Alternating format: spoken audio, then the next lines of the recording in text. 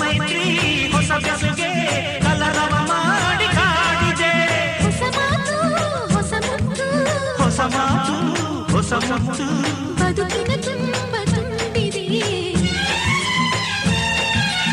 ಅಂಬರ ಚುಂಬಿತ ಅಂಬರ ಚುಂಬಿತ ಅಂಬರ ಚುಂಬಿತ ಪ್ರೇಮ ಪ್ರೇಮ ನಿರ್ಮಲ ಮನಸ್ಸಿನ ಕಾವ್ಯ ಇದು ಕವಿ